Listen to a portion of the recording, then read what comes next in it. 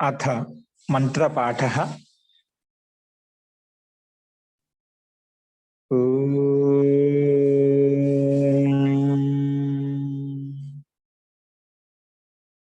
सहनाववतु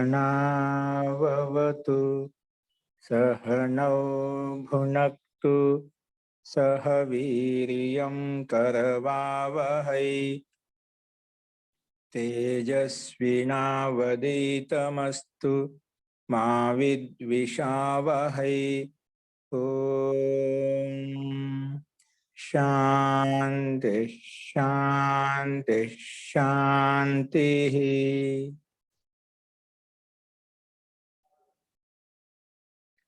सर्वेभ्यो नमः। అందరికీ నమస్కారం అండి. నిన్న చెప్పిన పాఠంలో ఏదైనా సందేహాలు ఉన్నాయండి?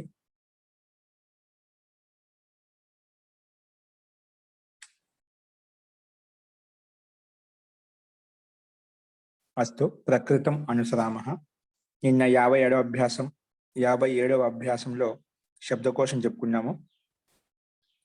ఇప్పుడు వ్యాకరణాంశాలు తద్దిత ప్రత్యయాలకు సంబంధించినటువంటి కొన్ని ప్రత్యయాలు ఉన్నాయి. తహ ప్రత్యయము, త్రా ప్రత్యయము, థా ప్రత్యయము, దా ప్రత్యయము, ధా ప్రత్యయము, ఇంకా మాత్రచ్ ప్రత్యయాలు ఏ ఏ అర్థాల్లో వస్తాయి, ఆ ప్రత్యయాలతో ఈ శబ్దాలతో ఈ ప్రత్యయాలు తీసుకొచ్చినప్పుడు శబ్దం యొక్క రూపం ఏ విధంగా ఉంటుంది, శబ్దం యొక్క రూపం ఏ విధంగా ఉంటుంది, వాటి యొక్క అర్థం ఎలా ఉంటుంది, ఎలా ప్రయోగించబడుతుంది వాక్యంలో అనేది ఇప్పుడు చూద్దాము. జ్ఞాధాతు ఇది 10 రకాలలో ఉభయపది మనం 2 నేర్చుకోవాలి. ఈ నియమాలు అయిపోయినాక చూద్దాము. ఇప్పుడు రాసుకోండి. చెప్పాను ప్రతి ధాతు అనేది ప్రతిజ్ఞ అనేది జ్ఞాధాతుకి ప్రతి ఉపసర్గం కలుపుకుంటే అది ఎల్లప్పుడూ ఆత్మీయ పదంలో నడుస్తుంది. ఎందుకంటే సూచన కింద ప్రతిజ్ఞాకి రూప్ ఆత్మీయ పదమే హి చల్తే హే ప్రతిజానీతే. ప్రతి ఉపసర్గం వచ్చినప్పుడు ఖచ్చితంగా అది ఆత్మీయ పదంలో ఉంటుంది. అస్తు ఇప్పుడు ఈరోజు నియమం 184 రాసుకోండి. నియమం 184. నియమం 184.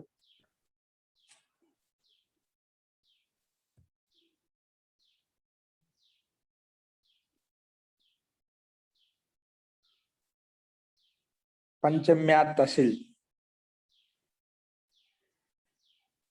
పంచమ్యా తసిల్. నియమం 184 ఏంటి? పంచమ్యా తసిల్.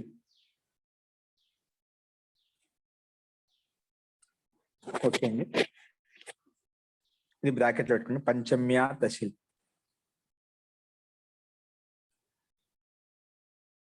పంచమి విభక్తికే స్థానంలో దీని తాత్పర్యం రాసుకోండి. పంచమ్యా తసిల్ ఏమంటుంది?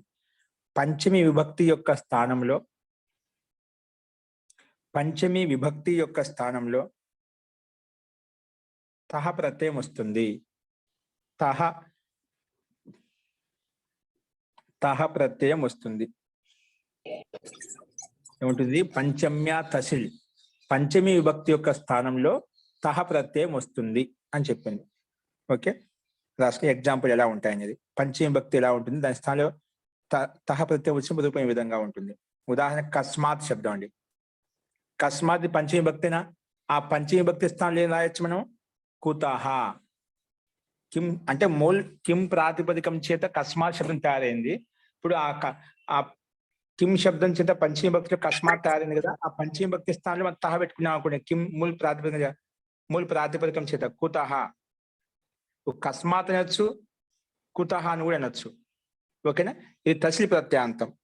ఇది పంచమి భక్తి స్థానంలో వస్తుంది. అంటే కస్మాత్ స్థానంలో కుతహ శబ్దం వచ్చింది అన్నమాట.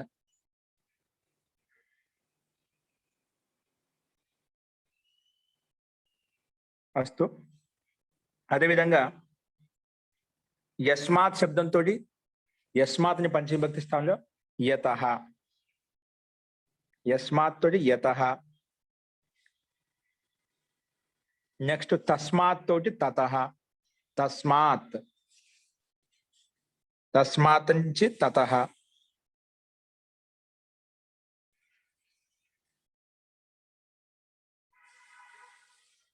ఏతస్మాత్ అంటే ఇతః. ఏతస్మాత్ అంటే ఇతః.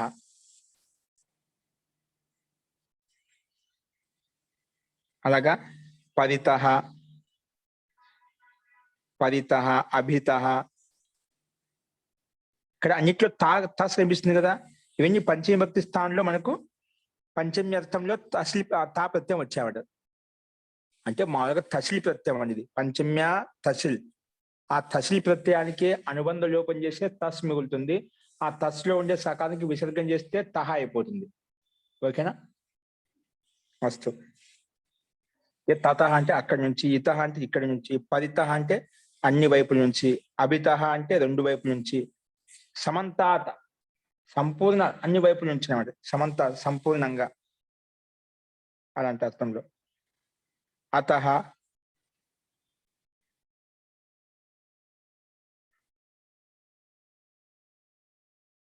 నెక్స్ట్ అతః.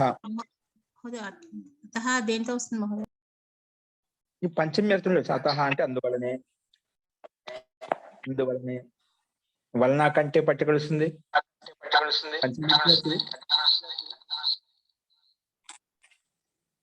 నెక్స్ట్ వచ్చేసి అగ్రతః ముందు నుంచి, సర్వతః అన్ని వైపుల నుంచి, సర్వతః అన్ని వైపుల నుంచి, ఉభయతః రెండు వైపుల నుంచి. ఇలాగవన్నీ పంచమి అర్థంలోనే తస్ ప్రత్యయం వచ్చి తహ ప్రత్యయం వచ్చి తసిలి ప్రత్యయము. ఆ తసిలి ప్రత్యయానికి తహ అవుతుంది అన్నమాట. అన్నిట్లో చూడండి, మనం ఏ శబ్దం తీసుకుని ఇక్కడ అన్నిట్లో తా కనిపిస్తుంది. అన్నిట్లో కుతః, యతః, తతః, ఇతః, పరితః, అభితః ఇవన్నీ పంచమి అర్థంలో ఉన్నాయి. తతః, సమంతతః, అలాగే సర్వతః, ఉభయతః కూడా వచ్చాయి మనకు. అగ్రతః అస్తు. ఇంకా కొన్ని ఇటువంటి శబ్దాలు చెప్తున్నాడు. మత్తః, ఇది అస్మత్ శబ్దంతో. మత్తః అంటే నా నుండి, నా నుండి. సమంతతః అంటే ఏంటి మహోదయ? సమంత సంపూర్ణంగా అన్ని వైపుల నుంచి, సమంతతః అన్ని వైపుల నుంచి, సంపూర్ణంగా మొత్తం అని తీసుకుంటాం. నెక్స్ట్ మత్తః, మత్తః అంటే నా నుంచి.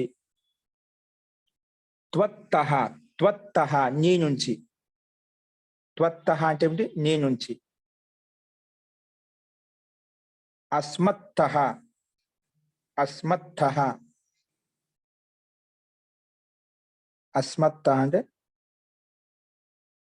మా నుంచి, అంటే మా అందరి నుంచి అన్నమాట. అస్మత్ బహువచనం, మా అందరి నుంచి. నెక్స్ట్ యుస్మత్తః మీ అందరి నుంచి. యుస్మత్తః అంటే మీ అందరి నుంచి.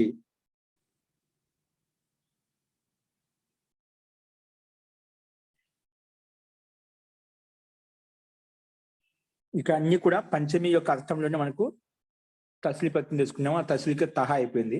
వీటి యొక్క రూపాలు ఈ విధంగా ఉంటాయి. మేము ఎక్కువగా వీటిని ఉపయోగిస్తూ ఉంటాం. యుస్మత్తః, అస్మత్తః, మత్తః నా నుంచి. కాబట్టి ప్రసిద్ధమైన శబ్దాలు ఏవైతే ఉన్నాయో ఇంకా చాలా ఉన్నాయి. మనకు ముఖ్యంగా ఏవైతే ఉపయోగకరమైనవో అవి చూశాము. అస్తు. ఇవి 184లో ఉన్నటువంటి పంచమ్య తసిలి యొక్క ఉదాహరణలు. ఇప్పుడు రాసుకోండి. నియమం 185. ఇప్పుడు సప్తమి భక్తికి సంబంధించిన ఉదాహరణలు ఏ విధంగా ఉంటే చూద్దాం. నియమం 185 నీటిగా రాసుకోండి. సప్తమ్యాః స్త్రల్, సప్తమ్యాః స్త్రల్, సప్తమ్యాః స్త్రల్, సప్తమ్యాః స్త్రల్, సప్తమ్యాః స్త్రల్. సప్తమి విభక్తి యొక్క స్థానంలో సప్తమ్యాః స్త్రల్ అనేది ఇది సూత్రం అండి, బ్రాకెట్లో పెట్టుకోండి. సప్తమి విభక్తి యొక్క స్థానంలో త్రా ప్రత్యయం వస్తుంది. సప్తమి విభక్తి యొక్క స్థానంలో ఏమొస్తుంది? త్రా ప్రత్యయం వస్తుంది. ఏమొస్తుందండి? త్రా ప్రత్యయం వస్తుంది. సప్తమి విభక్తి యొక్క స్థానంలో తా ప్రత్యయం వస్తుంది.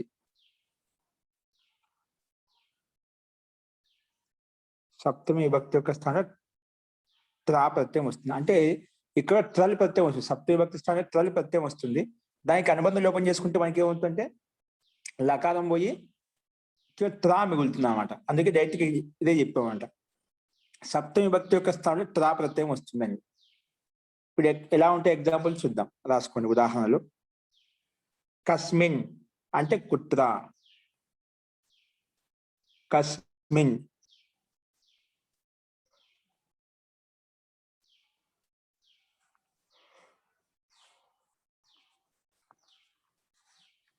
కస్మిన్ అంటే కుత్ర. ఇదే విధంగా అస్మిన్ శబ్దానికి అత్ర, అస్మిన్ శబ్దానికి అత్ర, అస్మిన్ శబ్దానికి అత్ర, అత్ర. నెక్స్ట్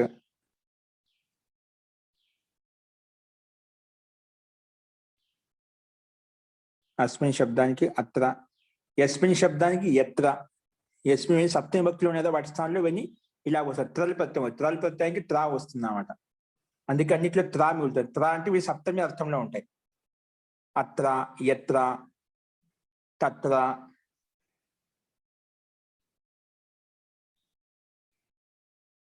తత్ర, సర్వత్ర, సర్వత్ర,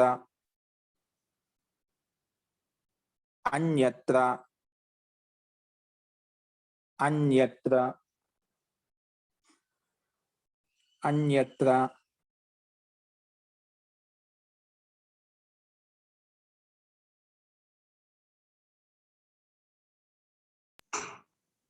अन्यस्मिन् महोदय।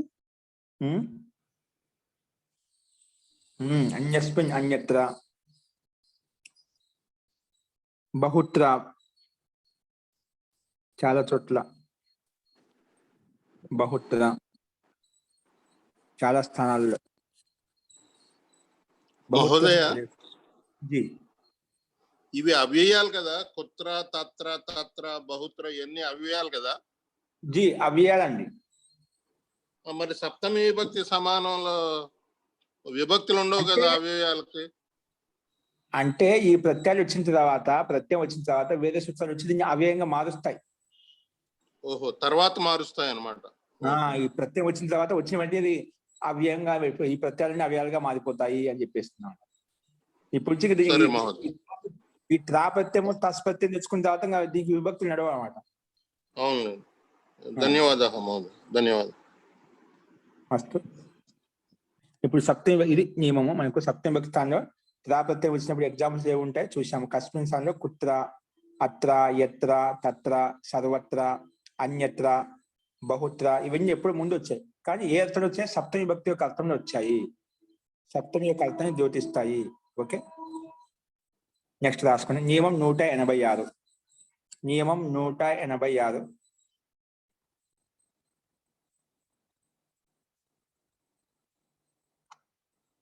ప్రకార వచనే థాల్, థాల్ ప్రత్యయం వస్తుంది. ప్రకార వచనే థాల్, ప్రకార వచనే థాల్.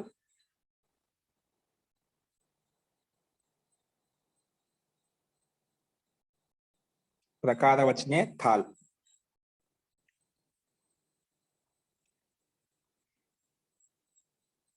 ప్రకారార్థంలో యథా, తథా, సర్వథా, అన్ని రకాలుగా, అన్ని విధాలుగా అంటుంటారు. అలాంటి ఈ రకంగా, ఆ రకంగా, అన్ని విధాలుగా, అలాంటి అర్థాన్ని ప్రకారార్థం అంటారు. ఈ ప్రకారంగా, ఆ ప్రకారంగా చేశాను అట్లా, ఈ ప్రకారార్థాలు అనమాట. అందుకే రాసుకోండి. ప్రకారార్థంలో, ప్రకారం యొక్క అర్థంలో సర్వనామ శబ్దాలతోటి, సర్వనామ శబ్దాలతోటి థా ప్రత్యయం వస్తుంది.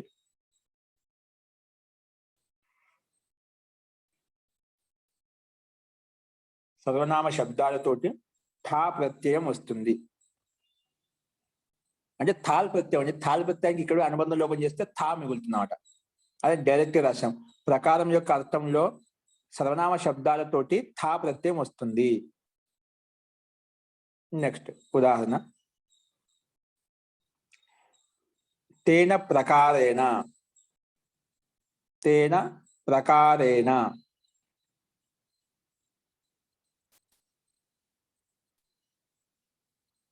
తేన ప్రకారం ఈజ్ ఈక్వల్ టు తథా.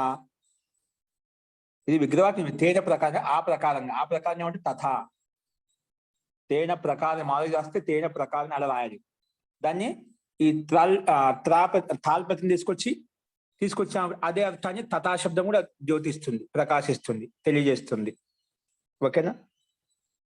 తేన ప్రకారం ఈజ్ ఈక్వల్ టు తథా అంటే ఆ ప్రకారంగా. ఆ విధంగా నా మహోదయ. అన్ని వస్తాయి. ఆ ప్రకారంగా, ఆ విధంగా, ఆ రకంగా. నెక్స్ట్ యథా. యథా యథా ఇది కూడా అనన ప్రకారన. యథ అంటే ఈ విధంగా, ఎలాగైతే, ఏ విధంగా అయితే, ఏ రకంగా అయితే, ఇవన్నీ అర్థాలు చేసుకోవాలి. యథ యథ ఏన ప్రకారేణ యథ. అస్తు. సర్వథ ఇలాగే. సర్వథ అంటే అన్ని రకాలుగా, అన్ని విధాలుగా. ఇది తృతీయలో ఉంది కదా మహోదయ.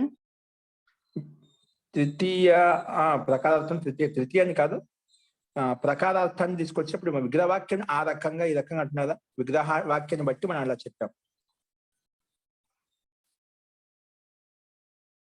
ఈ తృతీయ వ్యక్తి స్థానంలో తాపత్య అని కాదు తాత్పర్యం. ఇక్కడ శబ్దంతో సర్వనామ శబ్దాలతో వచ్చింది.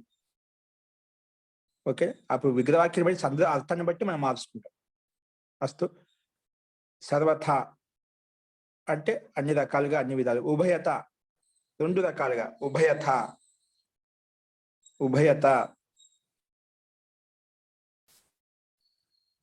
అన్యథ అన్యథ వేరే విధంగా, ఆ రకంగా. లేదంటే లేదంటే అని కూడా అర్థం అవుతుంది. సర్వేణ ప్రకారేణ సర్వథాకి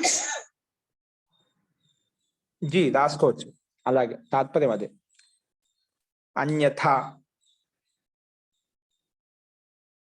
సర్వేణ ప్రకారేణ, అన్యేన ప్రకారేణ, అన్యథ అంటే ఒక ఎగ్జాంపుల్ చూపించే స్టార్టింగ్, దాన్ని బట్టి మిగతావన్నీ కూడా అలాగే చూసుకోవాలి. నెక్స్ట్ అన్యథ అంటే వేరే విధంగా, లేదా లేకుండా అని అర్థం వస్తుంది. అన్యథ లేదంటే, లేదంటే అని అర్థం చూస్తా ఉంటాం.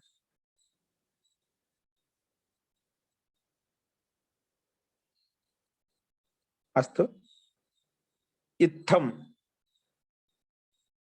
ఇత్థం ఈ విధంగా, ఈ రకంగా. కథం కథం.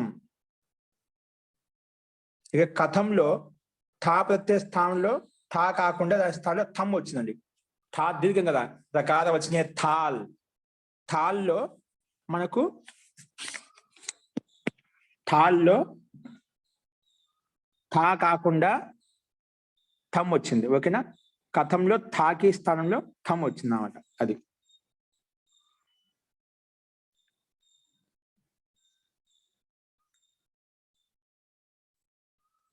ఓకే. ఈ రకంగా చూసుకోవాలి. అస్తు. ఈ రకంగా మనకు ప్రకార వచనే థాల్, ప్రకారార్థంలో సర్వనామ శబ్దాలతో థా ప్రత్యయాలు వస్తాయి. ఓకే. తథా, యథా, సర్వత, ఉభయత, అన్యథ, ఇత్థం, కథం.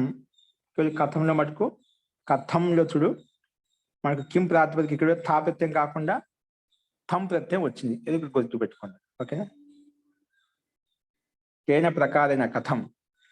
కేన ప్రకారేణ ఏ రకంగా, ఏ విధంగా. కథం అలాగా. అస్తు. ఇది మనకు నియమం 186లో ఉన్నటువంటి థాల్ ప్రత్యయానికి సంబంధించి ఎగ్జాంపుల్స్ ఎలా ఉంటాయో చూసాము. ఇప్పుడు నియమం 187 రాసుకుంది. నియమం 187. నియమం 187. నియమం 187. సర్వై కాన్య కిం యత్తదః కాలేదా.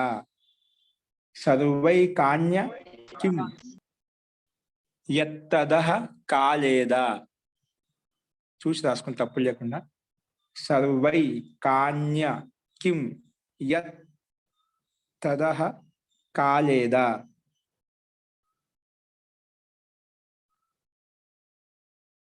సర్వై కాన్య కిం యత్ తదహ కాలేదా. ఓకే, రాసుకుని కదా. సర్వై కాన్య కిం యత్ తదహ, యత్ తద్ అనేది, యత్ తద్ అంటే సర్వశబ్దము. సర్వై కాన్య కిం యత్ తద్, 3 సర్వనామ శబ్దాలు తీసుకున్నాం. కాలేదా. సర్వై కాన్య కిం యత్ తదహ కాలేదా. అస్తు బ్రాకెట్లో పెట్టుకుని సూత్రము. సర్వ ఆది శబ్దాలతోటి అంటే ఇక్కడ సర్వ, ఏక, అన్య, కిమ్, యత్, తద్ ఇవన్నీ అండి సూత్రంలో ఏమొచ్చాయి. సర్వ, ఏక శబ్దం కూడా ఏది కూడా సర్వనామ శబ్దం అంట. ఏక, ఇంకా అన్య శబ్దం, కిమ్ శబ్దం, యత్ శబ్దం, తద్ శబ్దం, ఇవన్నీ సర్వనామ శబ్దం అంట. ఇవన్నీ అందుకే మొట్టమొదటి సర్వ ఒకటి తీసుకొని చెప్పారు. సర్వ ఆది శబ్దాలతోటి, సర్వ ఆది అర్థమైంది కదా. సర్వ ఆది శబ్దాలతోటి, సర్వ ఆది శబ్దాలతోటి కాలార్థంలో అంటే సమయార్థం, కాలేదా కదా, సమయార్థంలో, సమయాన్ని సూచించే అర్థంలో, సమయాన్ని సూచించే అర్థంలో, సమయాన్ని సూచించే అర్థంలో దా ప్రత్యయం వస్తుంది. ఏ ప్రత్యయం వస్తుంది. దా ప్రత్యయం వస్తుంది. దా ప్రత్యయం వస్తుంది.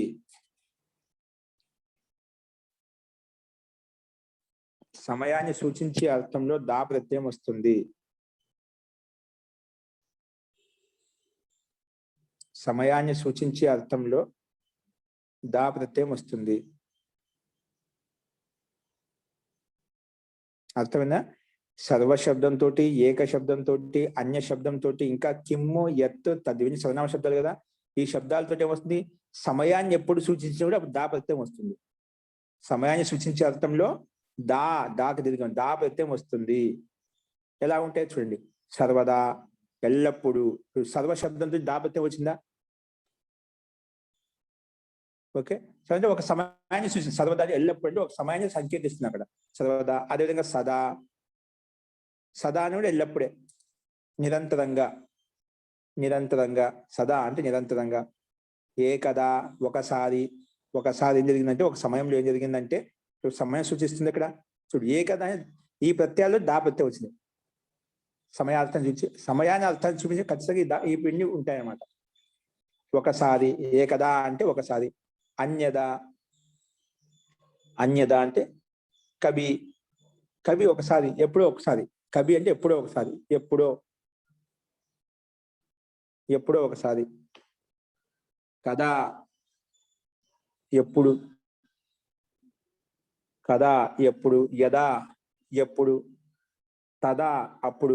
ఇవన్నీ కూడా చూడు దా ప్రత్యయం వచ్చిన తర్వాత అవే పదాలే, కానీ మనకు ఇవన్నీ ఒక సమయాన్ని సూచిస్తున్నాయా. మనం ఇంతవరకు అవే పదాలు అప్పుడు ఇప్పుడు అప్పుడు ఎందుకు, కానీ అప్పుడు ఇప్పుడు ఎందుకంటే ఒక సమయాన్ని సూచిస్తాయి కాబట్టి ఇక్కడ అప్పుడు ఇప్పుడు అంటున్నామంట. ఏదో ఒక సమయం, అప్పుడు ఇప్పుడు అంటే సంకేతం కాలాన్ని సూచిస్తుంది. అస్తు.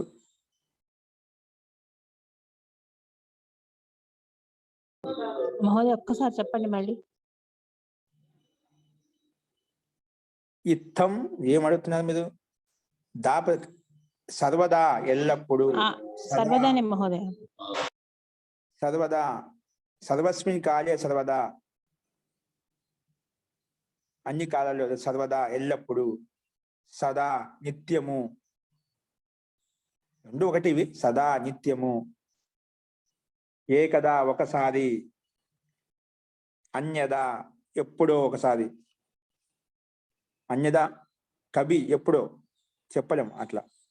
కదా, ఎప్పుడు. యదా, ఎప్పుడు. కదాకి ఎప్పుడు అంటున్నా, యదాకి ఎప్పుడు. మన దోని తేడా ఏంటి. ఎప్పుడు అనేది యదా శబ్దం అనేది తద్శబ్దాన్ని ఆశ్రయించి ఉంటుంది. యదా వచ్చింది ఖచ్చితంగా తదా రావాలి. కానీ కథా శబ్దాన్ని ప్రశ్నవాచక శబ్దం అన్నమాట. కథ సింగిల్ గా వస్తుంది, ఒంటరిగా వస్తుంది. ఇది యథా శబ్దం సాపేక్ష శబ్దం. ఎప్పుడు అంటే అప్పుడు రావాలి. కానీ కదా అన్నప్పుడు ఎప్పుడు అన్నప్పుడు అది అప్పుడు శబ్దం రావాల్సిన అవసరం లేదు. ఎప్పుడైతే సామాన్య ప్రశ్న వస్తుంది, భవాన్ కదా గమిష్యతి, ఎప్పుడు వెళ్తున్నావు, తదా శబ్దం అపేక్ష లేదు. కానీ ఎదు శబ్దం ఉపయోగించాలంటే భవాన్ యదా గమిష్యతి, ఎప్పుడైతే వెళ్తావో, తదా అప్పుడు, అలాంటి అట్లా యథా శబ్దనే తదా శబ్దనే ఆశ్రయించి ఉంటుందన్నమాట. కాబట్టి అర్థాన్ని బట్టి మనకు తెలిసిపోతుంది. తదా అంటే సింపుల్ గా ఉంది, తదా అంటే అప్పుడు. ఇదంక ఇదానీం, ఇదం శబ్దానికి ఇదానీం కూడా రూపం వస్తుంది అన్నమాట. ఇదం శబ్దానికి ఇదానీం రూపం వస్తుంది. రాసుకుని ఇదం శబ్దంక, ఇదం ఈ సన్నామ శబ్దం అండి. ఇదం శబ్దానికి ఇదానీం అనే రూపం వస్తుంది. ఇదం శబ్దంక ఇదానీం రూపం వస్తుంది. ఓకే, అస్తు అండి. నియమం 188. నియమం 188 రాసుకోండి. సంఖ్యాయాః విధార్థే ధా, సంఖ్యాయాః విధార్థే ధా. ఓకే,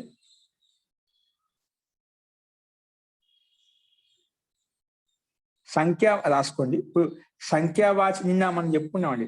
ఎక్కడ ఇంకో మనం ఉదయం ఈవినింగ్ 6 to 7 జరిగే పాఠం చెప్పుకున్నాం. సంఖ్యాయాః విధార్థే దా అంటే సంఖ్యావాచి శబ్దాలతోటి ప్రకారం ధా ప్రత్యయం వస్తుంది. ఓకే, ఇవన్నీ మనం ముందు చెప్పుకున్నాము. రాసుకోండి. సంఖ్యాయాః విధార్థే ధా ఏంటండి? అష్టాధ్యాయి పాఠంలో చెప్పారండి. అష్టాధ్యాయ పాఠం చెప్పినా ఓకే అండి.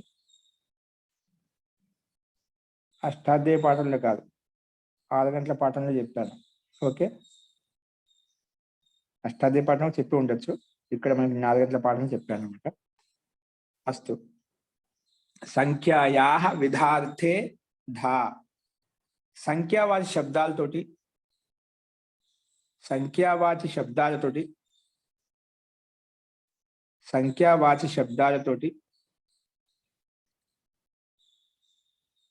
ప్రకారార్థంలో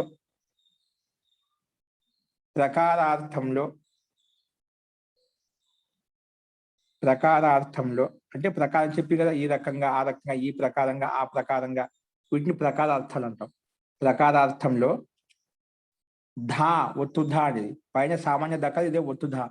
ధా ప్రత్యయం వస్తుంది. ఓకే, ధా ప్రత్యయం వచ్చిన రూపాయలు ఎలా ఉంటాయి రాసుకోండి. ఇప్పుడు సంఖ్యావాచక శబ్దాలతో ధా ప్రత్యయం తీసుకోవాలి. ఏకధ అంటే ఒక రకంగా, ఒక ప్రకారంగా, ఒక విధంగా, ఇలాంటి అర్థం ఉంటాయి.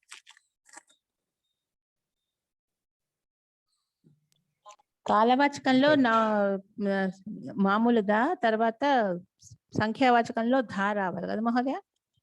జీ అలాగే అక్కడ స్వనామ శబ్దాలతో దా వచ్చింది, ఇక్కడ సంఖ్యావాచక శబ్దాలతో ధా మహాప్రాణం వచ్చింది. ఏకధ. రెండోది ద్విధ. ద్విధ అంటే 2 రకాలుగా, 2 విధాలుగా, 2 ప్రకారాలుగా ఏదైనా తీసుకోవచ్చు. చూడు, ద్వి సంఖ్య, ద్వి అనే 2 అనే సంఖ్యతోటి ధా ప్రత్యయం తీసుకొస్తే అర్థం ఈ రకంగా వస్తుంది. ద్విధ ఎప్పుడు వచ్చినా మనం ఇదే విధంగా తీసుకోవాలి. అదేవిధంగా త్రి శబ్దంతో 3 అనే సంఖ్యతోటి త్రిధ అంటే 3 రకాలుగా, 3 విధాలుగా, 3 ప్రకారాలుగా. చతుర్థ, చతుర్థ శబ్దంతో చతుర్థ అనే సంఖ్యతోటి 4 అనే సంఖ్యతో ధా ప్రత్యయం తీసుకొని చతుర్థ, ఇక్కడ 4 రకాలుగా, 4 విధాలుగా, అలాగా. నెక్స్ట్ పంచధా. ఇక్కడ కూడా 5 రకాలుగా, 5 విధాలుగా, 5 ప్రకారాలుగా. పంచధా కార్యం కరోతి, 5 రకాలుగా పనిచేస్తున్నాడు, అలా చెప్తూ ఉంటాం, వాక్యాన్ని ఉపయోగిస్తుంటాం. బహుధా చాలా రకాలుగా, చాలా విధాలుగా, చాలా ప్రకారాలుగా పనిచేస్తాడండి ఇతను అన్నట్టుగా ఎగ్జాంపుల్ చూసుకోవాలి. బహుధా అంటే అనేక సార్లు. నెక్స్ట్ శతధా. 100 రకాలుగా, శతధా కార్యం కదదు, 100 రకాలుగా, 100 విధాలుగా. నెక్స్ట్ సహస్రధా. ఇలాగ ఎన్నేం తీసుకోవచ్చు మనం. సంఖ్యావాచక శబ్దం అంటే అయిపోయింది. ప్రకారార్థం చెప్పాలంటే ధా ప్రత్యయం నేర్చుకుంటే అది మనకు అదే అర్థాన్ని ఇస్తుంది. ఓకేనా? శతధ సహస్రధ అంటే 1000 సార్లు, 1000 రకాలుగా, 1000 విధాలుగా, 1000 ప్రకారాలుగా అని తాత్పర్యం చూసుకోవాలి. ఓకే, చూడు, ప్రతి ప్రత్యయం కూడా ఏదో ఒక అర్థాన్ని తీసుకొని వస్తుంది. మనకు ప్రత్యయం వస్తుందంటే ఏదో ఒకటి అర్థం వెంట పెట్టుకొని వస్తుంది. కాబట్టి మనకు ఈ శబ్దోత్పత్తి నిర్మాణం ఎలా అవుతుందంటే దాంట్లో ప్రకృతి ఏంటి, ప్రత్యయం ఏంటి అది తెలుసుకున్నామంటే ప్రత్యయం యొక్క అర్థాన్ని బట్టి మనకు శబ్దం యొక్క అర్థం బయటకు వచ్చేస్తుంది. అందుకే శబ్దం ఉన్నది ఖచ్చితంగా ఏదో ఒకటి ప్రత్యయం వచ్చే ఉంటుంది. ప్రత్యయం వచ్చిందంటే ఒక అర్థం ఖచ్చితంగా ఉండనే ఉంటుంది. కాబట్టి శబ్దార్థ సంబంధానికి అవినాభావ సంబంధం. ఎప్పుడు శబ్దం ఉంటే అర్థం ఉంటుంది, అర్థం ఉంటే శబ్దం ఉంటుందన్నమాట. నెక్స్ట్ నియమం 179 రాసుకోండి. నియమం 179, 189. నియమం 189, నియమం 189 రాసుకోండి. ఇప్పుడు ఇంకో ప్రత్యయం ప్రమాణే ద్వయసచ్, ప్రమాణే ద్వయసచ్, ప్రమాణే ద్వయసచ్, ప్రమాణే ద్వయసచ్ రాసుకుని ప్రమాణార్థంలో, ప్రమాణార్థంలో, ప్రమాణార్థంలో ప్రమాణం అంటే ఏమిటి అంటే కొలవటం లేదా తూకం వేయటం, కొలవటం లేదా తూకం వేయటం. ప్రమాణార్థంలో అంటే కొలిచే అర్థంలో లేదా తూకం వేసే అర్థంలో. ప్రమాణార్థంలో అంటే కొలవటం లేదా తూకం వేయటం, ఇలాంటి అర్థంలో శబ్దము చేత, శబ్దం చేత, శబ్దము కాబట్టి శబ్దాల చేత, శబ్దాల చేత, శబ్దాల చేత మాత్రచ్ ప్రత్యయం వస్తుంది. శబ్దాల చేత వస్తుంది మాత్రచ్, మాత్రచ్ ప్రత్యయం వస్తుంది. శబ్దాల చేత మాత్రచ్ ప్రత్యయం వస్తుంది. మాత్రచ్ ప్రత్యయం ఏంటి? ప్రమాణార్థం నుండి.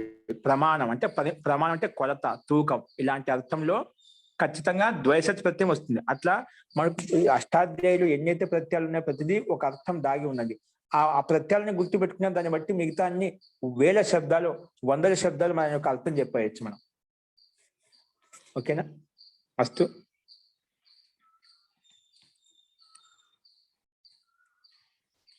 ప్రమాణార్థంలో అంటే కొలవటం లేదా తూకం వేయటం, ఇలాంటి అర్థంలో శబ్దాల చేత మాత్రచ్ ప్రత్యయం వస్తుంది. ఈ ప్రత్యయానికి మాత్ర మిగులుతుంది. ఈ ప్రత్యయానికి అనుబంధ లోపం చేస్తే మిగులుతుంది. మాత్రచ్ ప్రత్యయానికి అనుబంధ లోపం చేస్తే మాత్ర మిగులుతుంది. మాత్ర, మాత్ర మిగులుతుంది.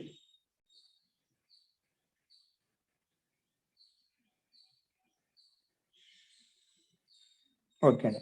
ఇప్పుడు ఈ మాత్రస్ ప్రత్యయానికి సంబంధించిన ప్రమాణార్థంలో అంటే కొలవటం, తూకం వేయటం అనే అర్థంలో ఏ విధంగా ఉదాహరణలు ఉంటాయని చూద్దాం. రాసుకోండి.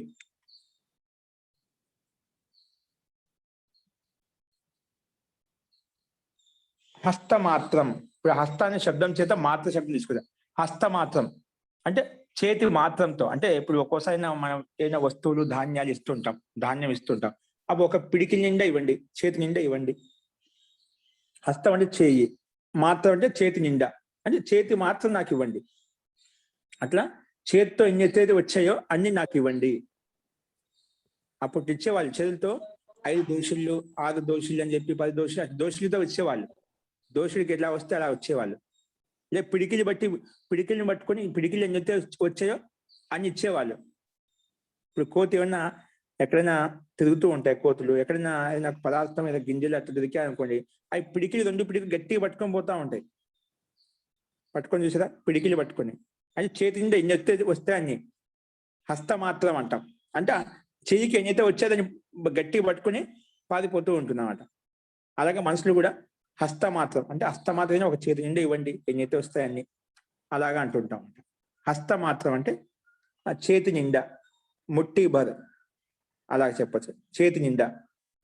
నెక్స్ట్ ముష్టి మాత్రం. ఇది ముష్టి అంటే ఇది మనం ఇప్పుడు చెప్పిన పిడికిలు అంటే, పిడికిల్ని ముష్టి అంటాం. ముష్టి మాత్రం. హస్తం మాత్రం చేతి నిండా. హస్తంలో మనకు అక్కడ పిడికిలి బిగించామండి. ముట్టి అన్నప్పుడు మనం బిగిస్తామంట. బిగించినప్పుడు కొన్ని వస్తాయి, కానీ అస్త మాత్రం దాన్ని అట్లాగే స్ట్రైట్ గా పెట్టి దాన్ని వచ్చినన్ని పట్టుకుంటాం అన్నమాట. చేత్తో అక్కడ పిడికిలి బిగించినట్టే అది ముందుకు వచ్చేస్తుంది, చేయంతా వేగ సహితంగా కొన్ని వచ్చేస్తాయి. కానీ హస్త మాత్రం అన్నప్పుడు చేతి నిండా ఉంటాయి అన్నమాట, ఎక్కువగా ఉంటాయి. నెక్స్ట్ ముష్టి మాత్రం. ముష్టి అంటే పిడికిలి నిండా.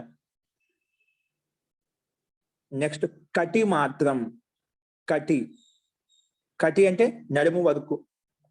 కటి మాత్రం ఇవ్వండి అంటే కటి ప్రదేశం వరకు మాత్రం ఇవ్వండి. అంటే ఇది నదిలో వెళ్ళినప్పుడు నడుము లోతు, మోకాలు లోతు నీళ్ళు అంటాం కదా మహోదయ, అది దానిలో వాడచ్చు. కటి మాత్రం జలం అస్తి, అలాగా. జాను మాత్రం జలం అస్తి. జాను అంటే మోకాలు గుట్టున, అలాగా మాత్రార్థంలో. ఒక కొలత చెప్తున్నాం, ఇన్ని ఉన్నాయి, ఇంత ఇవ్వాలి, అలాంటి అర్థంలో. అది మాపడం ఏ రకంగా కావచ్చు, కొలుస్తున్నాం. ఇప్పుడు నీటిని కొలిచవచ్చు, వస్తువుని కొలిచవచ్చు, పదార్థాన్ని కొలిచవచ్చు, లేదా ఒక వ్యక్తిని పోల్చి చెప్పొచ్చు. ఓ ఏష కటి మాత్రం వర్తతే, నడుము వరకే ఉన్నాడు, కటి మాత్రం వరకు ఉన్నాడు, అలాగా. అస్తు. అదే జాను మాత్రం, పక్కన జాను మాత్రం కూడా ఇచ్చాడు. జాను గుట్టిన అంటే మోకాలు వరకు. జాను మాత్రం జలం అస్తి, కటి మాత్రం జలం అస్తి, అలాగా. అస్తు. ఇవి మాత్రస్ ప్రత్యయానికి అర్థం ఏంటి? తూకం వేయటం, కొలవటం, ఇలాంటి అర్థంలో మాత్రస్ ప్రత్యయాన్ని తీసుకొచ్చుకుంటాం. అలాగే మనకి ఈ ప్రత్యయం యొక్క అర్థాలు గుర్తున్నాయనుకోండి, మనకు ఖచ్చితంగా ఆ ప్రత్యయాన్ని బట్టి అర్థం చెప్పడం సింపుల్ అవుతుంది అన్నమాట. ఇది మనకు కావాల్సింది. అందుకే వ్యాకరణం ఎందుకు చదువుకోవాలంటే, ఇప్పుడు ఇవన్నీ ప్రత్యయాలు చెప్పేసరికి ఈ అర్థాలను బట్టి మనం ఖచ్చితంగా అది ఏ అర్థాన్ని ఇస్తుంది, దాంట్లో సందేహం ఉత్పన్నం కాదు. ప్రత్యయం చెప్తుంది ఏ అర్థంలో వచ్చింది, ఆ ప్రత్యయాన్ని బట్టి. ఎందుకంటే మనకు 10 వ్యాకరణాలు లేవు, మనకు ఒకటే వ్యాకరణమే. మిగిలిన వ్యాకరణాలు ఉన్నాయి కూడా, అవన్నీ కూడా వైయాకరణల యొక్క తాత్పర్యం అంతా ఒకే విధంగా ఉంటుంది, దాంట్లో మార్పులు ఉండవు. ఎందుకంటే వ్యాకరణం ఎప్పుడు ఉత్పన్న, లోక భాష ఉత్పన్నమైన తర్వాత వ్యాకరణం ఉత్పన్నమైంది. ముందు వ్యాకరణం ఉత్పన్న తర్వాత లోక భాష ఉత్పన్నం కాలేదు. లోకంలో ఉపయోగించే ప్రయోగాలను బట్టే, ఓ పలాని చోట పలాని ప్రాంతంలో పలాని స్థానంలో ఈ రకంగా దీన్ని ఉచ్చరిస్తున్నారు, ఈ విధంగా దీన్ని చెప్తున్నారు. దాన్ని బట్టి మనము వీళ్ళు వ్యాకరణం అంటే ఈ ప్రాంతాల్లో ఈ రకంగా ఉచ్చరిస్తారు, ఈ ప్రాంతంలో ఈ శబ్దం ఈ రకంగా చెప్తారు అని చెప్పి ఒక్కో చోట కొన్ని రకాల వికల్పాలు కూడా వస్తాయి, 2 రూపాయలు వస్తూ ఉంటాయి. ఎందుకు? దీన్ని ఇలా కూడా పిలుస్తారు, కొన్ని చోట అలా కూడా పిలుస్తారు అని చెప్పి. కాబట్టి ఈ వ్యాకరణం అనేది ముందు లోక భాష నుండి పుట్టిందనమాట. అంటే లోకంలో భాష. అందుకే మహర్షి పాణిని ఆయన ఈ వ్యాకరణ రచించడానికి ముందు అన్ని చోట్ల తిరిగాడు ఆయన. ఎక్కడ ఏ ప్రాంతంలో ఏ రకంగా దాన్ని ఉచ్చరిస్తున్న భాష అనేది ఏ రకంగా ఉంది, దాన్ని బట్టి ఈ వ్యాకరణం ఉత్పన్నమైంది అనమాట, శబ్దోత్పత్తి నిర్మాణాన్ని. అందుకే ఈ వ్యాకరణం నేర్చుకున్నామంటే దీన్ని ఆదరణ చేసుకుని సమస్త భాషను నేర్చుకోవడం చాలా సింపుల్ అయిపోతుందండి. అన్ని భాషలు మనకు కఠినం అనుకుంటాం కదా, అన్ని భాషలు నేర్చుకోవచ్చు, కానీ మూల ఆధారం అన్నిటికీ ఇదే ఉంటుంది. మీరు ఎక్కడ చూసుకోండి, మనకు తెలియక అట్లా అనుకుంటున్నా కానీ ఒక వ్యాకరణం చదువుకుంటే అంటే, ఎందుకంటే శబ్దోత్పత్తి అంటే అన్ని కూడా వాళ్ళు చూసుకున్నామంటే అక్కడ ఏం చెప్తుందా, వాళ్ళ భాష భిన్నంగా ఉంది కాబట్టి మనకు అలా అర్థం, కానీ అర్థం తాత్పర్యం ఇదే ఉంటుంది. కాకపోతే దాని లిపి అనేది వేరుగా ఉంటుంది కాబట్టి మనం గుర్తించలేకపోతాం అంతే దాన్ని. కానీ ఇక్కడ మనం ఏవైతే అర్థాలు చెప్పుకున్నామో, ఇక్కడ ఏ విధంగా వ్యవహారం ఉందో అక్కడ వ్యవహారం అదే విధంగా. కాబట్టి లిపి భిన్నం కావడం వల్ల మనకి ఏదో కొత్తది అనుకుంటున్నాం. ఆ లిపి యొక్క అక్షరాలు నేర్చుకున్నామంటే వ్యాకరణం అది సింపుల్ గా ఉంటుంది, మనకు కొత్తదేం కాదు. మన భాష ఏదో వేద భాష అంటే ఏదో విధంగా ఉంటుంది. ఏం చేసినా వాళ్ళు తింటున్నారు, మనం చేసినా మన లౌకిక వ్యవహారం ఎలా ఉందో వాళ్ళు చేసేది వ్యవహారం అంతా కూడా కొత్త భిన్నంగా ఎందుకు ఉంటుంది. అది చెప్పే లిపి వేరు, భాష వేరు కాబట్టి దానివల్ల కొంచెం వేరే విధంగా చెప్తున్నా, ఆ ప్రాంతాన్ని బట్టి, ఆ స్థితిని బట్టి. కానీ మూల తాత్పర్యం మనకు అర్థం అవుతుంది, వాళ్ళు చేసే క్రియాకలాపాలను బట్టి, చేష్టలను బట్టి వాళ్ళు ఏం చెప్తున్నారు, ఏ విధంగా క్రియ చేస్తున్నారు బట్టి. కాబట్టి ఈ భాష నేర్చుకున్నామంటే దాన్ని అర్థం. ఎందుకంటే సమస్త భాషలకు సంస్కృత భాష జనని అంటే మాత లాంటిది. అన్ని దీన్ని ఆదరణ చేసుకుని, ఎందుకంటే మొదట్లో సృష్టి ఆరంభంలో ఓన్లీ దేవ భాష, గిరివాణ భాష, సంస్కృత భాష మాత్రమే ఉండేది. ఈ భాషను ఆదరణ చేసుకుని, ఈ వ్యాకరణాన్ని ఆదరణ చేసుకుని సమస్త భాషలు ఉత్పన్నమయ్యాయి. కాబట్టి సమస్త భాషలకు జనని కాబట్టి దీన్ని అర్థం చేసుకున్నప్పుడు ఆటోమేటిక్ గా సమస్త భాషల్ని కూడా ఇచ్చాయి. విదేశీ భాషలు కావచ్చు, ఏమైనా ఫ్రెంచ్, ఏదైనా కావచ్చు, జపానీ, మరాఠీ, కన్నడ ఏదైనా కావచ్చు, అన్ని కూడా ఇది నేర్చుకున్న తర్వాత మనకు అనాయాసంగా నేర్చుకోవచ్చు. సింపుల్ గా అవుతుంది. కాబట్టి ప్రయోగం బట్టి మనకు త్వరగా వచ్చేస్తుంది. ప్రయోగాలు చేయం కాబట్టి మనకు అది కఠినంగా అనిపిస్తుంది అనమాట. ఇది మన అలాంటి ప్రాంతాలు తిరిగామంటుండి ఇది దీన్ని ఆధారం చేసుకొని మనం ఎక్కడ పోయినా 1 నెల 2 నెలలు ఉంటేనే ఆటోమేటిక్ గా మనకు ఆ భాషను చెప్పేయచ్చు, రాయొచ్చు కూడా. ఇప్పుడు చాలా మంది అటువంటి వ్యక్తులు ఉన్నారు, నేతలు ఉన్నారు, ఎక్కువ అన్ని చోట్ల తిరుగుతూ ఉంటారు అనమాట. అబ్దుల్ కలాంకి ఎన్నో 17 భాషలు 16 భాషలు వస్తాయంటారు. అదేవిధంగా చాలా మంది ఉన్నారు అనమాట. ఆయన కూడా చాలా భాషలకు వస్తాయి. అలా ఎందుకు, మనకే ఎన్నో 4-5 భాషలు మనమే చెప్పగలుగుతాం పలానా చోటు వెళ్ళినా అంటే. అలాగా అది భాష నేర్చుకునే పెద్ద విషయం కాదండి. కాబట్టి మనం అలాంటి వాతావరణంలోకి వెళ్ళాం కాబట్టి అలాంటి ప్రయోగాలు ఉండవు కాబట్టి మనకు కష్టం అనిపిస్తుంది. కష్టమే కాదు, కానీ సమస్త భాష నేర్చుకోవాలి. భాష నేర్చుకోవడం వల్ల మనకు జ్ఞాన వృద్ధి పెరుగుతుందండి. ఒక్కొచ్చేటప్పుడు చాలా మందికి మన జ్ఞానం వికాసం కాకపోవడం కారణం ఏంటంటే ముఖ్యంగా ఇవి భిన్న భిన్న భాషలు కావడం వల్ల, ఒకే భాష లేకపోవడం వల్ల ఇప్పుడు ఎవరు ఏం చేస్తున్నా తెలియడం లేదన్నమాట. ఇప్పుడు మన భాషను మనమే చదువుకోవాలి కానీ పక్కన భాష చదవడానికి లేదు. ఎందుకంటే జ్ఞానం ఒక చోట ఒక్కో రకంగా ఉంటుంది. ఇప్పుడు జపాన్ వాళ్ళంతా డెవలప్మెంట్ అవుతున్నారు అంటే అక్కడ వాళ్ళ గ్రంథాలు మనకు ఉపయోగించుకోలేకపోతున్నాం, మన గ్రంథాలు వాళ్ళు ఉపయోగించుకోలేకపోతున్నారు. అట్లా ప్రతి ఒక్క చోట విదేశాల వాళ్ళకి కావచ్చు, మనం కావచ్చు, అంటే అన్ని ఒకే భాష ఉంటుంది. అందరూ ప్రయోగించి అందరికీ ఉన్నతి అయిపోయింది. ఒక చోట ఉన్నతి అవుతుంది, ఒక చోట కాలేదు. అంటే ఏమిటి, ఆ భాషలో వైభిన్యం ఉండటం వలన, భిన్నత్వం ఉండటం వలన, అది తెలియకపోవటం వలన మనము ఎక్కడికక్కడే ఉంటూ పోతున్నాం అనమాట.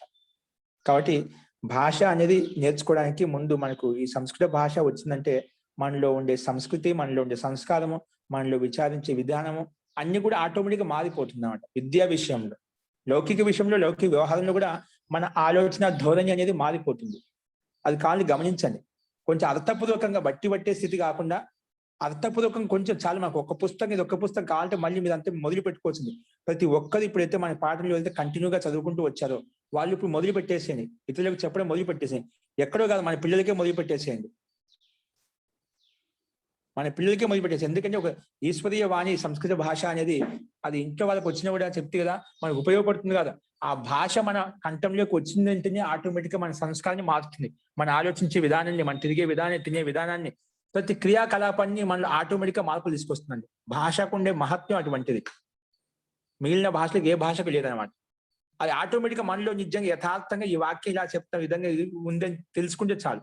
అందుకే సామాన్యంగా మనకి ఎంతైతే అవసరమో అంత ఖచ్చితంగా అనివార్యంగా నేర్చుకోవాలి. కాబట్టి మీ అక్కడ ఉండే వాళ్ళకు, స్టూడెంట్లకైనా ఎక్కడ ఏ రకంగా పనిచేస్తున్నా మీరు ఖచ్చితంగా ఇప్పుడు చదవగలుగుతారు. మీ దగ్గర మెటీరియల్ ఉంది, నోట్స్ చెప్పాము కాబట్టి ప్రతి ఒక్కరు కూడా మొదలు పెట్టేసేయండి పిల్లలకు చదువుకోవడానికి. ఇప్పుడు స్టార్టింగ్ లో ఇప్పుడు ఎందుకంటే ఇన్నాళ్ళు మీరు చదవలేదు, ఇప్పుడు మీరు ఎవరికైనా చెప్పినప్పుడు నిజంగా అప్పుడు చదువుతారండి. కాబట్టి ప్రతి ఒక్కరు నోట్స్ ఉంది, ఇప్పుడు చదివేటప్పుడే మనకు సమస్యలు వస్తాయి. నేను చెప్పలేమని అనుకోవద్దు. ఎవరైతే కంటిన్యూగా వచ్చారో కొత్త వాళ్ళని చెప్పలేము, కానీ కంటిన్యూగా మనకి ఇప్పుడు అన్ని అయిపోవచ్చినాయి. ఎవరైతే ఉన్న కాదు 30 అభ్యాసాలు కంటిన్యూగా ప్రతి ఒక్కరు చెప్పగలుగుతారు. కావాలంటే ఆ నోట్స్ ముందు ఉంది, మన తెలుగు రాసాం. ఆ తర్వాత మీ పీడిఎఫ్ మీ ముందుకు వస్తుంది. అది ముందు పెట్టుకుని ప్రతి ఒక్కరికి మనం ఏ రకంగా పద్ధతి, విధి విధానం మనకు తెలిసిపోయింది. అదే విధంగా మొదలు పెట్టేసింది, ఒక్కరితో మొదలు పెట్టేసింది. ఇంకా 2-3 వచ్చాయి. మీరు చెప్తూ ఉంటేనే మీలో ఆ ప్రత్యుత్పన్న మతి ఉత్పన్నం అవుతుంది. ఎలా చెప్పాలి, ఇంకా ఏ విధంగా చెప్పాలి అప్పుడే తెలుస్తుంది నిజంగా యథార్థంగా. అప్పుడు నువ్వు చదువుకున్నట్టు, నువ్వు ఒకసారి చెప్పినప్పుడు అప్పుడు నువ్వు నేర్చుకున్నట్టు. అప్పుడు నీకు అనిపిస్తుంది నాకు ఏం అర్థమైంది, ఏం అర్థం కాలేదు. అప్పుడు యథార్థంగా ఇంకా ఏం అర్థం చేసుకోవాల్సి ఉంది, ఇంకా నేను ఏమీ చదవలేదు, ఇంకా ఏమి చూసుకోవాలి అనేదంతా కూడా మనకు అప్పుడు మనం మొదలు పెట్టినప్పుడే అర్థమవుతుంది. కాబట్టి ప్రతి ఒక్కరు కూడా ఈ పాఠాన్ని మీరు మొదలు పెట్టేసింది ఒకరితో స్టార్ట్ చేయాలి. అంటే ఎక్కడ ఏ ఫీల్డ్ లో ఉంటేనా మీ అవకాశం బట్టి వెనక మన టీచర్స్ అయితే ఇబ్బంది లేదు, వాళ్ళు పిల్లలకు మొదలు పెట్టేయచ్చు. కాబట్టి మొదలు పెట్టినప్పుడే మీకు తెలుస్తుంది నేను ఏం చదువుకున్నాను, ఏం చదువుకోలేదు, ఇంకా నేను ఏం చదువుకోవాలి అనేది ముందు నీలో ఉండే స్టాండర్డ్ అనేది తెలుస్తుంది అన్నమాట. కాబట్టి ఒకసారి మనకు భయం ఉంటుంది, చెప్తా అనేది అలా అనుకోవద్దు. మనకు సమస్య వచ్చినప్పుడే సమాధానం వెతుక్కోగలుగుతాము. అది మనం ఎప్పుడు మొదలు పెట్టాలా, ఇంకా 2-3 పుస్తకాలు చదివిన తర్వాత ఇంకా బాగా వస్తుంది అని అలా అనుకోవద్దు. ఎప్పుడు రాదు బాగా, ఇప్పుడు మొదలు పెడితేనే అది ఇంకా బాగా వస్తుంది. ఇప్పుడు ఇదే సరిగా రానప్పుడు అదేం వస్తుంది. కాబట్టి ముందు ఇంకేమైనా చదువుతున్నా, ఇంకేమైనా నేర్చుకుంటే అవి నేర్చుకుంటూ వస్తా, అలా భ్రమలో ఉండొద్దు. ఇప్పుడు నేర్చుకునే కాదు చాలు, మనకి చాలా పర్యాప్తమైనటువంటి సామాగ్రి వచ్చింది. మనకు ఇక్కడ ఉండే పుస్తకాన్ని ఒక ఆధారం చేసుకుని భగవద్గీత కాదు ఏదైనా చదువుకోవచ్చు. ఇప్పుడు మన దగ్గర భగవద్గీత చాలా మంది దగ్గర పుస్తకాలు ఉంటాయి. ఆ భగవద్గీతలో అన్వయం ఉంటుంది, ప్రతి పదార్థం ఉంటుంది, అన్ని ఉంటాయి. దాంట్లో చాలా మంది రకరకాలు రాశారు. ఆ ప్రతి పదార్థంలో ప్రతి పద విభాగం చేసిన దాంట్లో ఏ విభక్తి ఉంది, ఏ వచనం ఉంది, క్రియాపదం ఏంటి, వాటి గమనించండి. ఇప్పుడు అన్వయార్థం చూసుకోండి, పదవి భాగం చూసుకోండి, అర్థం ఏ రకంగా చెప్పాడని కూడా తెలుస్తుంది మనకు. అంటే ముందు దాంట్లో దిగాలి. దిగినప్పుడు 1, 2, 3 రోజులు, ఒక వారం అలా ఉంటుంది.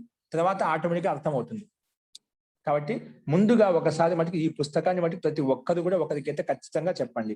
చెప్పినప్పుడు నీకు నిజంగా అప్పుడు యథార్థంగా మీకు తెలుస్తుంది. కాబట్టి మీరు మిమ్మల్ని నాకు రాదు అనే భావన అనేది అసలు కనుక్కోవద్దు. ఓకే అండి, అస్తు. ఒకసారి మనము ఈ జ్ఞాదాతకు సంబంధించి ఒకసారి రూపాలు చూద్దాం. ఓపెన్ చేయండి. జ్ఞాధాతుకి ఒకసారి నేను ఉచ్చరిస్తాను. అది గ్రూప్ లో ఇప్పుడు మన స్క్రీన్ మీద కనిపిస్తుంది చూడండి, అది చూసుకోండి. జ్ఞాధాతుకి ఇక్కడ నేను చెప్పాను అనమాట. ఏం చెప్పాను? జ్ఞాధాతుకి లోటు లకారం, లట్టు లకారంలో లట్టు, లోటు, లంగు, విధిలింగు, ఈ 4 లకారులో జ్ఞాధాతుకి జా మారిపోతుంది, జాగా మారిపోతుంది. జ్ఞా అనేది జాగా మారిపోతుంది. అందుకే మనకు లట్టు లకారంలో పరస్మయ పదంలో వచ్చింది జానాతి, జానీత, జానంతి. ఇది వర్తమాన కాలం తెలిసేదే, ప్రజెంట్ టెన్స్ తెలిపేది. అంటే వర్తమాన కాలం తెలియజేసేటప్పుడు ఈ లకారాన్ని ఉపయోగిస్తాము. మధ్య పురుషంలో జానాసి, జానీత, జానీత, జానామి, జానీవహ, జానీమహ. వీటికి సర్వనామ శబ్దాలు తెలుసు మనకు. సహ, తౌ, తే కలుపు. సహ జానాతి, తౌ జానీత, తే జానంతి, త్వం జానాసి, యువాం జానీత, యూయం జానీత, అహం జానామి, ఆవాం జానీవహ, వయం జానీమహ. ఈ సర్వనామ శబ్ద అన్ని లకాలకు ఇదే విధంగా కలుపుకుంటాము. కాబట్టి లట్ లకాలంలో ఉండే వర్తమాన కాలం అనుగుణంగా చెప్తాము. లోట్ లకాలంలో ఆజ్ఞార్థం కాబట్టి ఆజ్ఞానుకూలంగా చెప్తాము. లంగి లకాలం భూతకాలం కాబట్టి భూతకాలం అనుగుణంగా చెప్తాము. విధిలింగం అనేది కూడా ఆజ్ఞార్థం ఉంది కాబట్టి ఆజ్ఞార్థం చెప్తాము. ఇంకోటి అద్యతన భవిష్యత్ కాలంలో చెప్పేటప్పుడు విధానం ఒక రకంగా ఉంటుంది.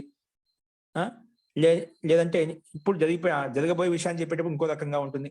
అలాగా హేతుమత్ భవిష్యత్ చెప్పడం ఇంకో రకంగా ఉంటుంది. అది వాక్యంలో ఆ లకారం యొక్క అర్థాన్ని బట్టి కొంచెం మార్పు వస్తుంది. కానీ సర్వనామ శబ్దాలు అన్నిటికీ ఇదే విధంగా కలుపుకుంటాము. అస్తు. ఇప్పుడు చూడండి, లిట్ లకారం, ఇది పరోక్ష భూతకాలం. అంటే రామ ఇతిహాసాల్లో చెప్పుకునేటప్పుడు ఈ లకారాన్ని ఉపయోగిస్తాము. ఏమిచ్చారు ఇక్కడ? జజ్ఞౌ, జజ్ఞౌ, జజ్ఞతు, జజ్ఞు, జజ్ఞిథ, జజ్ఞాథ, జజ్ఞతు, జజ్ఞ, జజ్ఞౌ, జగ్నివ, జగ్నిమ. ఇది లిట్ లకారం. నెక్స్ట్ వచ్చేసి జాత. ఇక్కడ చూడు, ఎందుకంటే లట్టు లకారము, లోటు లకారము, లంగు లకారం, విధిలింగులో మాత్రమే జా వస్తుంది చెప్పండి, మిగిలిన చోట రాదు, జ్ఞానే ఉంటుంది. ఫస్ట్ అందుకే జ్ఞాత, జ్ఞాతారు, జ్ఞాతార. లుట్ లకారం. లుట్ లకారం అంటే అద్యతన భవిష్యత్ కాలం. అద్యతన భవిష్యత్ కాలమా? రేపు ఎల్లుండి జరిగిపోయే భవిష్యత్. అద్యతన కాలం, అద్యతన లుట్టు లకారం వస్తుంది. లుట్టు లకారం అంటే రేపు ఎల్లుండి జరగబోయే భవిష్యత్ కాలం, అంటే రేపు ఎల్లుండి తెలుసుకుంటాడు అని అర్థంలో. జ్ఞాత, జ్ఞాతారౌ, జ్ఞాతారః, జ్ఞాతాసి, జ్ఞాతాస్థ, జ్ఞాతాస్థ, జ్ఞాతాస్మి, జ్ఞాతాస్వః, జ్ఞాతాస్మః. ఇది రేపు ఎల్లుండి జరగబోయే భవిష్యత్ కాలం చెప్పాము. ఈ రోజు జరిగిపోయే భవిష్యత్ కాలం ఎలా ఉంటుంది? లుట్టు లకారం, సారీ లిరిట్టు లకారం. లిరిట్టు, లా కింద రి, లిరిట్టు లకారం. దాని లిరిట్టు లకారం అని మనం అంటాం తెలుగులో. దీనికి ఏమొచ్చింది? జ్ఞాస్యతి, జ్ఞాస్యతః, జ్ఞాస్యంతి, జ్ఞాస్యసి, జ్ఞాస్యతః, జ్ఞాస్యత, జ్ఞాస్యామి, జ్ఞాస్యావః, జ్ఞాస్యామః. స్క్రీన్ మీద కనిపిస్తుందంటే చూసుకొని తప్పు లేకుండా ఒకసారి ఉచ్చరిస్తున్నాను. నెక్స్ట్ ఇప్పుడు అద్యతన భవిష్యత్ కాలం అయిపోయిన తర్వాత ఆజ్ఞ లోట్ లకారం. ఏమొస్తుంది క్రమంగా? లోట్ లకారం. జానాతు, జానాతు, జానీతాం, జానంతు, జానీహి, జానీతం, జానీత, జానాని, జానావ, జానామ. ఇది లోట్ లకారంలో. లంగి లకారంలో అజానాత్, అజానీతాం, అజానన్, అజానాత్, అజానీతాం, అజానీతాం, అజానన్, అజానాహ, అజానాహ, అజానీతం, అజానీత, అజానాహ, అజానీతం, అజానీత, అజానాం, అజానాం, అజానీవ, అజానీమ. ఇది లంగ్ లకారం. లంగ్ అంటే నిన్న మొన్న జరిగిపోయినటువంటి భూతకాలను చెప్పేటప్పుడు ఈ లకారాన్ని ఉపయోగిస్తాము. నిన్న మొన్న అంతకన్నా ముందు ఎప్పుడైనా కావచ్చు. ఓకే. విధిలింగంలో ఇది కూడా ఆజ్ఞ అర్థం, ఆజ్ఞ ఇవ్వడం, ఆజ్ఞ తీసుకునే అర్థంలో ఆజ్ఞ ప్రథమ ద్వితీయ పురుషంలో ఇచ్చేస్తాం, ప్రథమ పురుషం మధ్య పురుషంలో. ఆజ్ఞ తీసుకోవడం అనేది ఉత్తమ పురుషంలో ఉంటుంది. జ్ఞా రూపం వచ్చేసి జానీయాత్, జానీయాతాం, జానీయు, జానీయాహ, జానీయాతం, జానీయాత, జానీయాం, జానీయావ, జానీయామ. ఇది మనకు విధిలింగంలో. నెక్స్ట్ లింగ్ లకారం తర్వాత ఆశ్రిలింగ్. ఇక్కడ ఆశ్రిలింగ్ సింపుల్ గా ఉంటుంది కాబట్టి ఇవ్వలేదు, ఎందుకంటే భూయాత్, భూయాస్తాం, భూయాసుకి సమానంగా ఇది కూడా ఉంటుంది. అంటే అక్కడ ఏ సంక్షిప్త రూపం ఎంత కలిపాము ఇక్కడ కూడా అదే సంక్షిప్త రూపం ఉంటుంది. ఫస్ట్ అందుకే కింద ఇచ్చాడు ఆశ్రిలింగ్లో. జ్ఞాయాత్, జ్ఞాయాత్, జ్ఞాయాస్తాం, ఇక్కడ పూర్తిగా ఇవ్వలేదండి. జ్ఞాయాత్, జ్ఞాయాస్తాం, జ్ఞాయాసు, జ్ఞాయాహ, జ్ఞాయాస్తం, జ్ఞాయాస్త, జ్ఞాయాసం, జ్ఞాయాస్వ, జ్ఞాయాస్మ.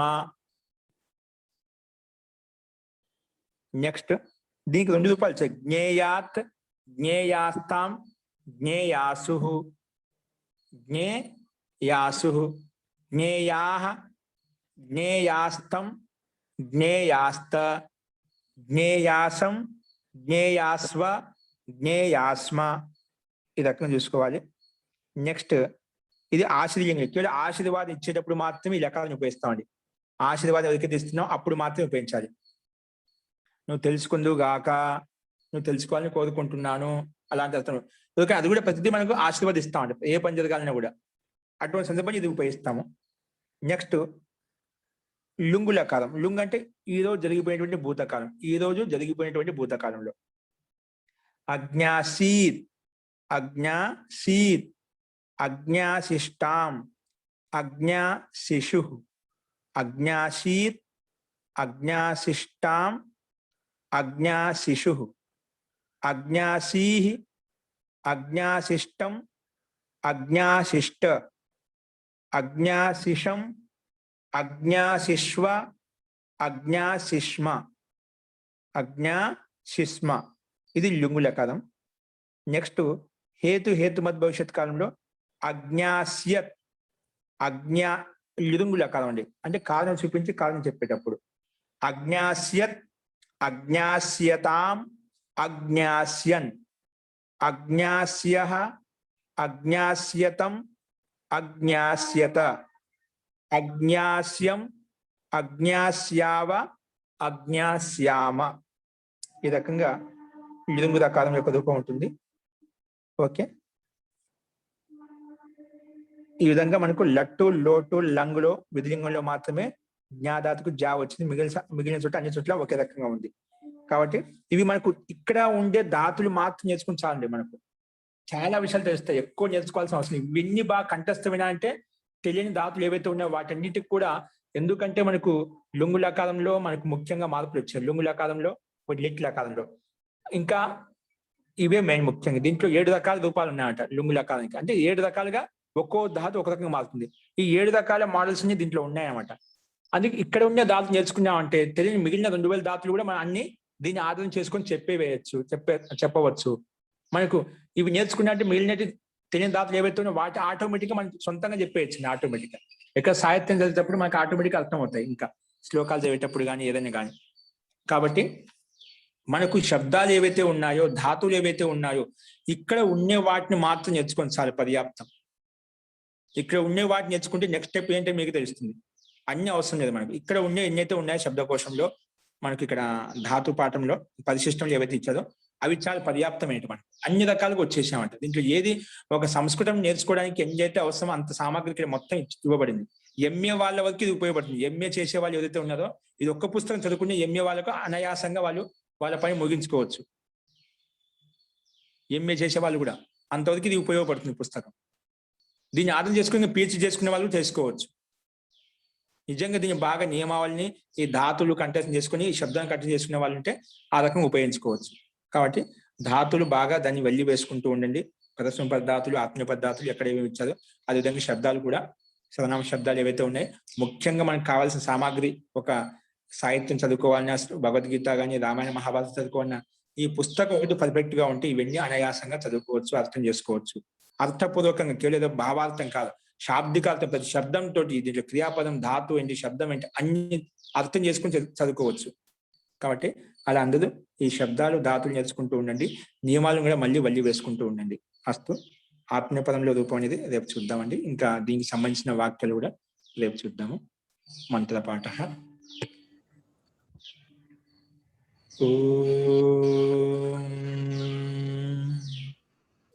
సర్వే భవంతు సుఖినః, సర్వే సంతు నిరామయాః, సర్వే భద్రాణి పశ్యంతు, మా కశ్చిద్ దుఃఖభాగ్ భవేత్.